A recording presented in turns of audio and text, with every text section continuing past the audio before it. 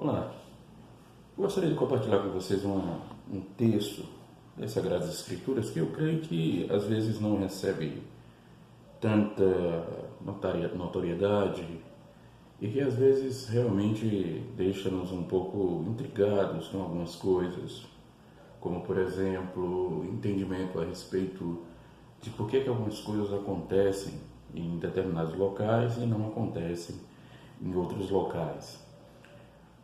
Me refiro aos milagres que são realizados pelo Senhor em um determinado local e do ponto de vista da questão mais ligada às missões, a maneira como alguns locais eles acabam respondendo mais facilmente ao Evangelho e outros locais que isso não ocorre, né? Nós entendemos que isso, obviamente, pensando numa ideia de soberania de Deus, que há uma certa preterência e preferência de Deus com relação a alguns locais. No texto que nós estamos sugerindo para a nossa meditação, nesses nossos textos curtos, nessas partes curtas que nós estaremos tratando, nós temos um desses textos e traz-nos um pouco de espanto, porém não tanto assim. Se você vai entender o ensino geral das Sagradas Escrituras, você vai perceber que isso é uma coisa muito recorrente, apesar dos nossos irmãos que consideram a perspectiva arminiana discordarem desse ponto. Há aqui, inegavelmente, um conceito de absoluta soberania de Deus sobre o propósito do Senhor em alguns aspectos, e esse texto nos revela algumas coisas importantes sobre o ministério do nosso Senhor Jesus Cristo. O texto que me refiro é um texto que se encontra em João, capítulo de número 10, versículos 40 a 42. Vou deixar claro que esse é um texto que nós estamos refletindo durante algum tempo aqui na nossa igreja. Nós temos um estilo de pregação, que é um estilo denominado de lectio continua. Então, esse estilo de pregação ele aborda alguns aspectos mais minuciosos, né, de alguns textos bíblicos. Eu gostaria de refletir com vocês também. É claro que a exposição foi um pouquinho maior, mas eu quero me ater somente a esse ponto da verdade, que eu considero um ponto importante. O versículo 40 começa dizendo: novamente se retirou para além do Jordão, para o lugar onde João batizava. No princípio ali permaneceu.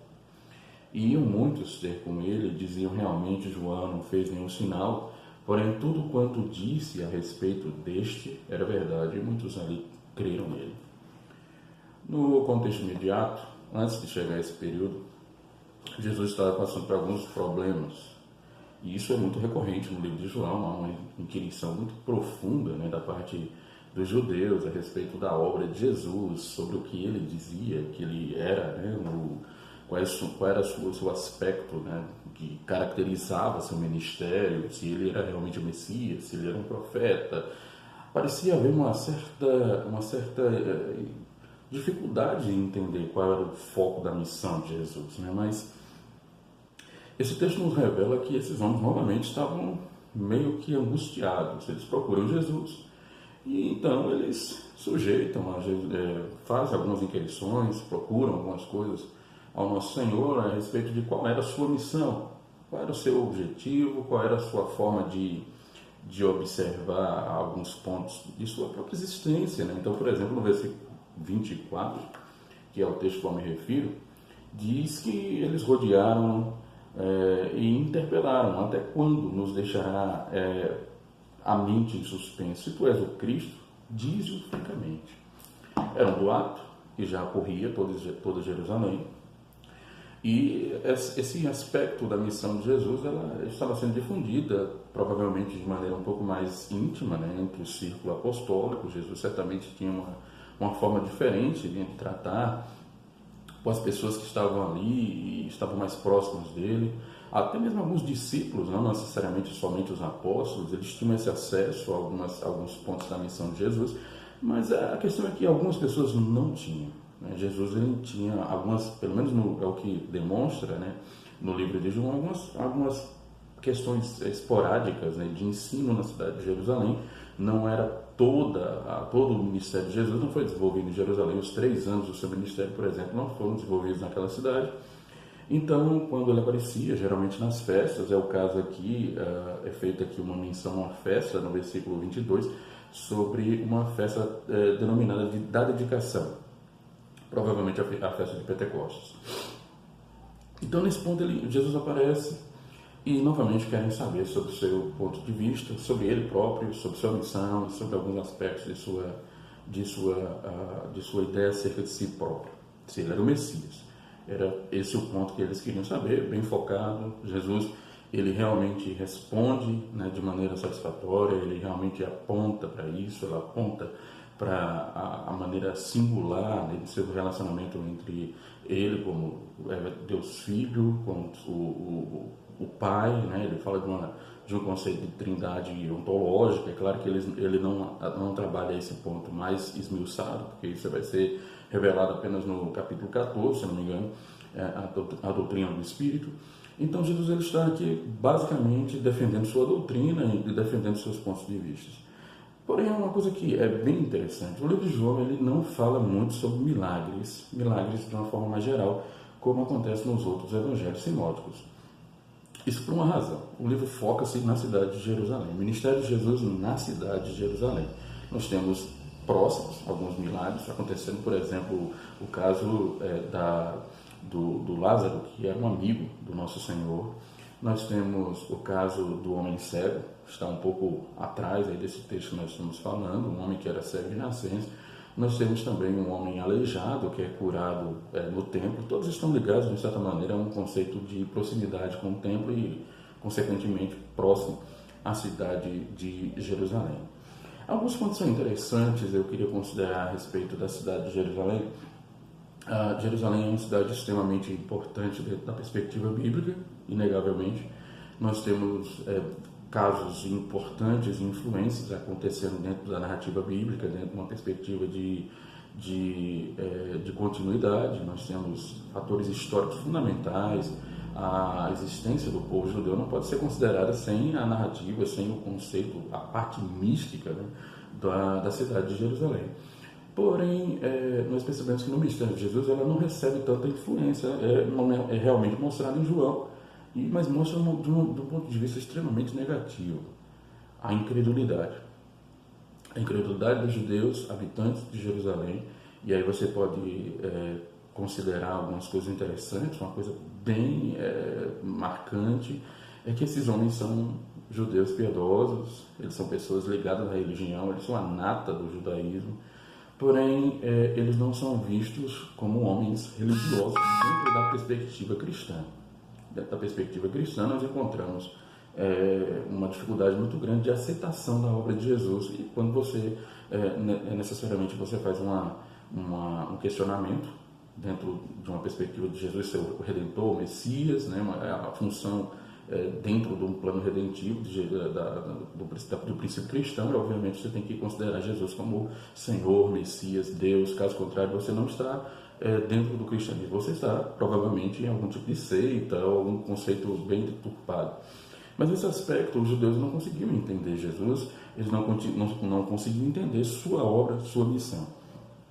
Então não são feitos muitos milagres em Jerusalém, apesar de ser conhecida como uma cidade de fé, uma cidade singular, uma cidade com uma longa tradição até hoje, né? Jerusalém, por exemplo, essa semana houve um comentário, uma reportagem na revista BBC, aliás, no site da BBC, que é um site londrino, né? Mas aqui no Brasil eles têm uma certa sucursal. Então eles comentaram sobre uma síndrome que dá em algumas pessoas. Você já conhecia, porém eles deixaram um pouco claro, de uma certa forma muito secularizante, às vezes tratando o assunto como se fosse meramente uma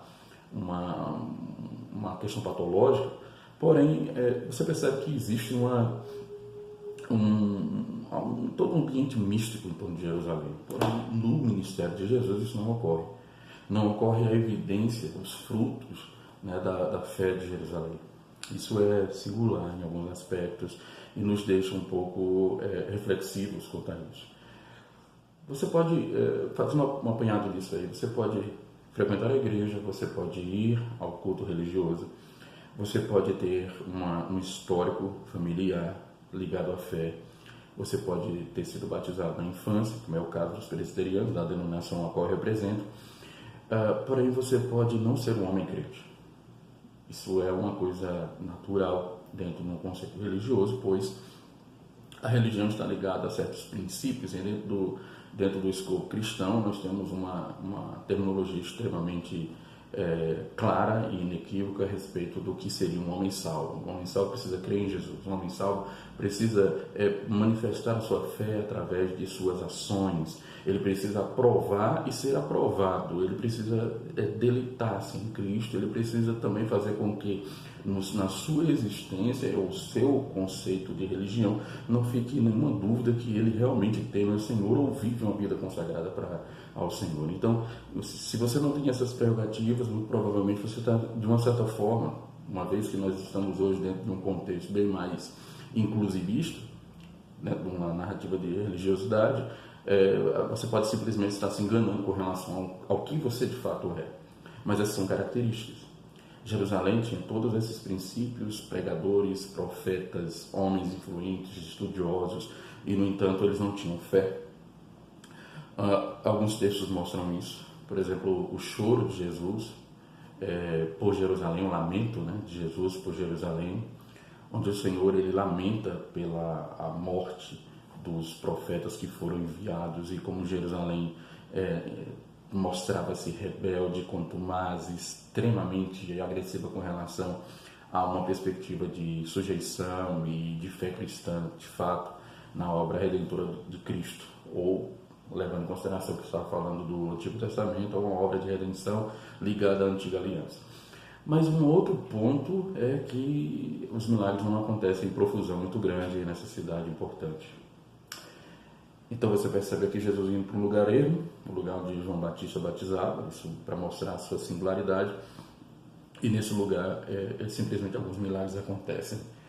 E a palavra de alguém que é mencionado aqui é de que na realidade Jesus era muito maior do que João, e que os sinais dele eram realmente influentes e importantes na vida daquelas pessoas. E eu tenho uma pergunta para te fazer, bem sincera quanto a isso, né, sobre a questão da sua religiosidade. Como anda ela? Como anda a sua perspectiva de fé nesse Redentor, nesse Salvador? Às vezes nós ficamos bem confusos com relação a isso, porque nós encontramos muitas vezes religiosidades, nós encontramos muitas vezes manifestações mais específicas, de pessoas que vão à igreja e que necessariamente até conhecem algumas doutrinas bíblicas, porém eles não conhecem Jesus de maneira pessoal. E isso é uma coisa que provavelmente tem feito com que muitas pessoas não saibam exatamente do que nós estamos falando. O usufruto do gozo espiritual, o usufruto de sinais que são revelados na vida de alguém que mantém a sua existência em uma confiança segura, para que não seja redundante, mas alguém que produza frutos, que dê frutos. E isso é aquilo que se espera de um homem crente, e isso é aquilo que se espera de alguém que seja fundamentalmente convertido ao Senhor. Os milagres em sua vida estão acontecendo, você percebe isso ocorrendo? Será que em alguma medida você tem sido orientado por um desejo de realmente produzir frutos e de manifestar em sua existência a manifestação de uma vida mais profusa em Cristo Jesus, ou você simplesmente acostumou-se com a religiosidade cristã? Tem um pastor, muito conhecido, certamente aqueles que vão ver esse vídeo vão se lembrar logo dele, que é o pastor Hernando Dias Lopes. Ele faz um comentário interessante, eu gosto muito da expressão que ele cita, que é o costume com o sagrado. Muitas pessoas estão acostumadas com o sagrado. Muitas pessoas não sabem o que é uma vida temente a Deus, uma vida onde possa existir um usufruto das benesses do Espírito de Deus agindo fundamentalmente, salvadoramente, vivificantemente na vida de um homem convertido. Se esse é o seu caso, eu lhe recomendo a um arrependimento e eu lhe recomendo a uma vida experiencial com Cristo, entendendo os princípios de sua palavra e vivendo eternamente para Ele. Que Deus lhe abençoe. Essa é a minha oração.